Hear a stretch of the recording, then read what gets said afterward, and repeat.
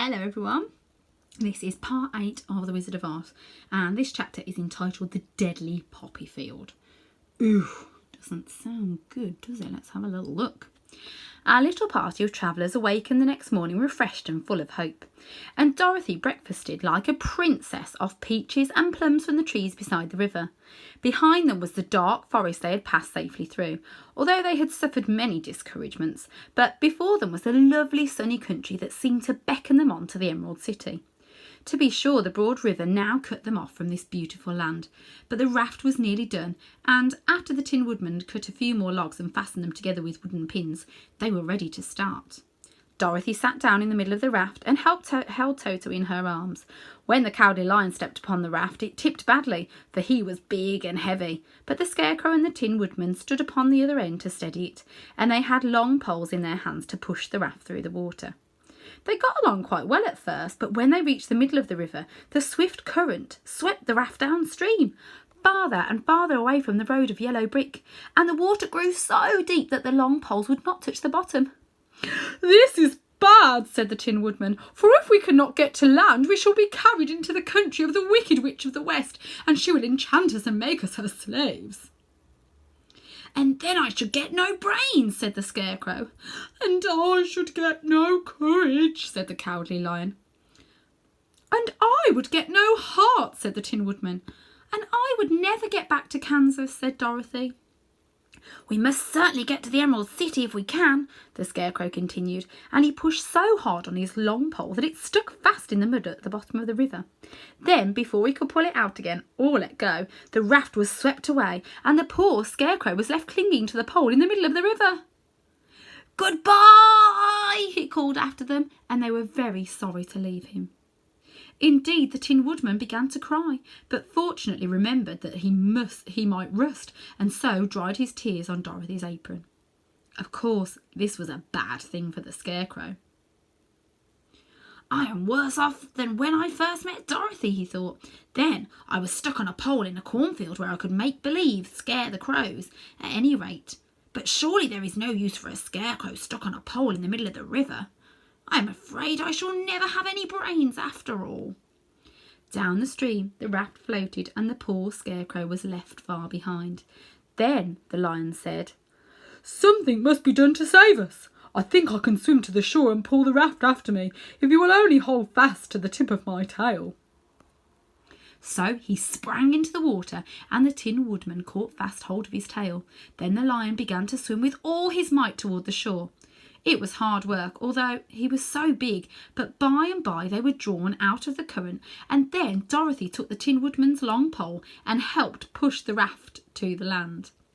They were all tired out when they reached the shore at last, and stepped off upon the pretty green grass, and they also knew that the stream had carried them a long way past the road of yellow brick that led to the Emerald City. "What shall we do now?" asked the Tin Woodman, as the Lion lay down on the grass to let the sun dry him. "We must get back to the road in some way," said Dorothy. "The best plan will be to walk along the river bank until we come to the road again," remarked the Lion. So, when they were rested, Dorothy picked up her basket and they started along the grassy bank to the road from which the river had carried them. It was a lovely country, with plenty of flowers and fruit trees and sunshine to cheer them up. And had they not felt so sorry for the poor Scarecrow, they could have been very happy. They walked along as fast as they could, Dorothy only stopping once to pick a beautiful flower, and after a time the Tin Woodman cried out, "Look!" Then they all looked at the river and saw the Scarecrow perched upon his pole in the middle of the water, looking very lonely and sad. "What can we do to save him?" asked Dorothy. The Lion and the Woodman both shook their heads, for they did not know. So they sat down upon the bank and gazed wistfully at the Scarecrow until a stork flew by, who, upon seeing them, stopped to rest at the water's edge. "Who are you, and where are you going?" asked the stork. "I am Dorothy," answered the girl, "and these are my friends, the Tin Woodman and the Cowardly Lion, and we are going to the Emerald City." "This isn't the road," said the stork, as she twisted her long neck and looked sharply at the queer party. "I know it," returned Dorothy, "but we have lost the Scarecrow, and we are wondering how we shall get him again." "Where is he?" asked the stork. "Over there in the river," answered the little girl. If he wasn't so big and heavy, I could get him for you, remarked the stork.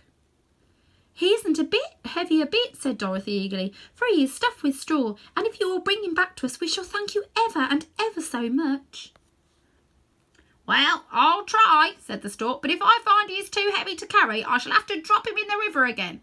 So the big bird flew into the air and over the water till she came to where the scarecrow was perched upon his pole.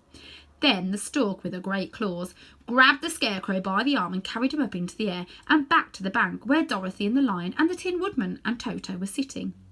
When the scarecrow found himself among his friends again, he was so happy that he hugged them all, even the lion and Toto, and as they walked along he sang "Toady-ridey-o" at every step. He felt so gay.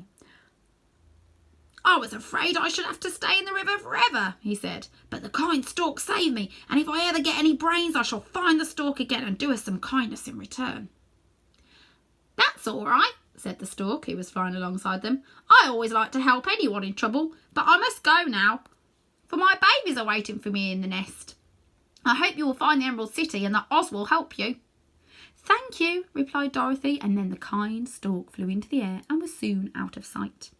They walked along, listening to the singing of the brightly coloured birds and looking at the lovely flowers which now became so thick that the ground was carpeted with them. There were big yellow and white and blue and purple blossoms beside great clusters of scarlet poppies which were so brilliant in colour they almost dazzled Dorothy's eyes. "Aren't they beautiful?" the girl asked as she breathed in the spicy scent of the bright flowers. I suppose so, answered the scarecrow. When I have brains I shall probably like them better. If only I had a heart, I should love them, added the Tin Woodman. I always did like flowers, said the lion. They seem so helpless and frail, but there are none in the forest so bright as these. They now came upon more and more of the big scarlet poppies, and fewer of the other flowers, and soon they found themselves in the midst of a great meadow of poppies. Now it is well known that when there are many of these flowers together, their odour is so powerful that anyone who breathes it falls asleep. And if the sleeper is not carried away from the scent of the flowers, he sleeps on and on forever. But Dorothy did not know this, nor could she get away from the bright red flowers that were everywhere about, so presently her eyes grew heavy and she felt she must sit down to rest and to sleep. But the Tin Woodman would not let her do this. "We must hurry and get back to the road of yellow brick before dark," he said, and the scarecrow agreed with him, so they kept walking until Dorothy could stand no longer. Her eyes closed in spite of herself, and she forgot where she was and fell among the poppies, fast asleep. "What shall we do?" asked the Tin Woodman. "If we leave her here she will die," said the lion. "The smell of the flowers is killing us all. I myself can scarcely keep my eyes open, and the dog is already asleep." It was true. Toto had fallen down beside his little mistress, but the scarecrow and the Tin Woodman, not being made of flesh, were not troubled by the scent of the flowers.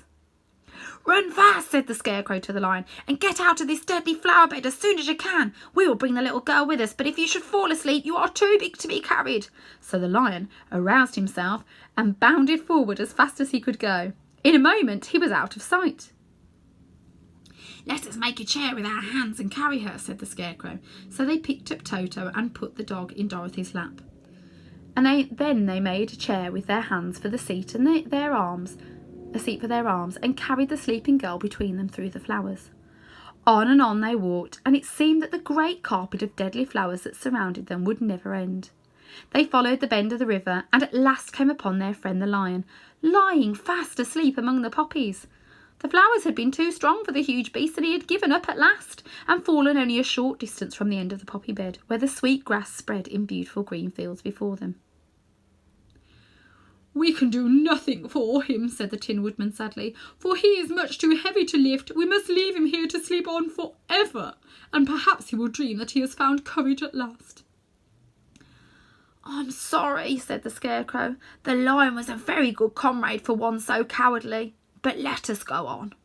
They carried the sleeping girl to a pretty spot beside the river, far enough from the poppy field to prevent her breathing any more of the poison of the flowers, and here they laid her gently on the soft grass and waited for the fresh breeze to waken her.